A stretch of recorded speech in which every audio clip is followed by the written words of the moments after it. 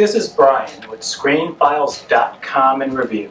What I'm looking at today is the first season, and probably the last, of Hulu's Helstrom. And you're probably aware that Marvel had series, Marvel Television before Kevin Feige pretty much revamped the entire thing, had series on Netflix as well. And those series were all canceled. Daredevil, Iron Fist, The Defenders, The Punisher, all canceled. And so Hulu had two series. One of them was Runaways, canceled, and Helstrom, which is based upon Damon Helstrom from the comics. And this will probably not have a second season, which is a pity. First off, because it's pretty good. And I would argue one of the better Marvel series made for a streaming service at this point. And the thing is, it manages to be pretty good while being also pretty faithful to Damon Helstrom, the comic character, which, if you're familiar with him at all, is batshit crazy.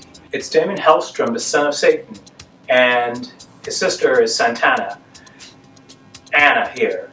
And it is a very odd comic. Odd in a good way. I actually used to read it quite a bit, and I enjoyed it. It's very strange. And that is its intent, frankly. And going into this, I did not expect a lot of that strangeness to transfer over. Because if the Marvel shows have shown us anything, it's that they'll take what's interesting, what makes a character so engaging, and kind of flatten them out in quest for realism. So I didn't expect Helstrom to really work all that well, to be totally honest. And once again, it does really well. And there's a lot of reasons for that. One reason is that the cast is excellent. Tom Austin, Sidney Lemon, Elizabeth Marvel, June Carroll, Robert Wisdom, Elaine Yue. It's a great cast. And speaking of Tom Austin, who plays Damon, he probably has the best American accent I've heard from a British actor yet. It's convincing in ways that other actors aren't. When, let's say, someone like Benedict Cumberbatch speaks with an American accent, it sounds more like an affectation. It's not bad, but it doesn't quite ring true. While Tom Austin sounds very American, very proper American English. So that was interesting and welcome to see. Though, as I said, this series is remarkably faithful to the comics. It comes off as a bit supernatural mixed with The Exorcist, and that's perfectly okay, because for the subject matter, that works just fine. And I said that it's remarkably faithful to the comics, and in most ways it is. It doesn't have the same visual aesthetic, because if you've seen a comic, that would be in-fucking-sane and virtually undoable under the circumstances. Though, it works really well. And as I mentioned also earlier, it's so well acted. The production design is so high. It just looks really good. And there's some great practical FX in some instances as well. Though it's not perfect by any stretch. Though its problems are relatively minor. The greatest of which is probably that this doesn't need to be 10 episodes long. I think it would have been much better and tighter at 8. So you get episodes that meander somewhat, though not as bad as episodes of, let's say, Daredevil or The Punisher tended to meander, but meander nonetheless.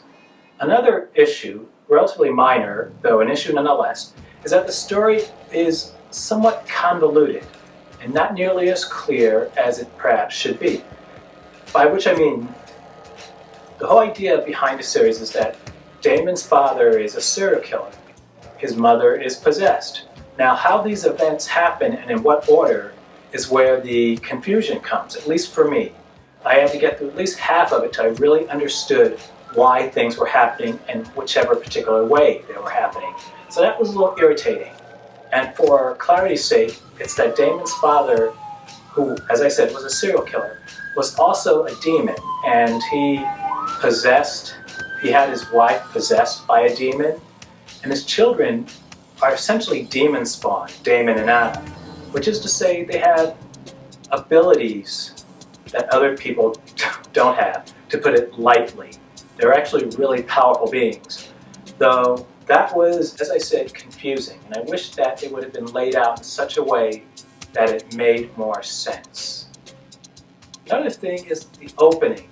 Visually speaking, it has some animation, cartoons, and they're really interesting, but the music is actually the direct opposite of that, which is to say it's very cheery and upbeat. It's not bad, it's just an odd decision. I would have thought that something perhaps a little more horror-orientated would have worked better, but I see what they're trying to do with it. I just don't necessarily think it worked all that well. And I mentioned earlier that all the Marvel shows on Netflix and Hulu have been canceled. And I haven't heard anything about Helstrom, but I'm pretty confident in saying that there will be no second season, which is a pity because they apparently didn't tell the producers of the show that, because it sets up a second season really, really well. And it's really frustrating in the sense that I'm pretty certain there won't be a second season, no matter what the last episode of Hellsing seemed to indicate. This is the end of the road, and that's a pity.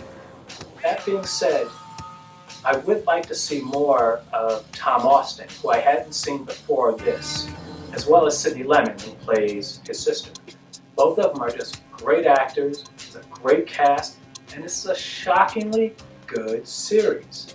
If you haven't seen Helstrom on Hulu, check it out. It's well worth your time.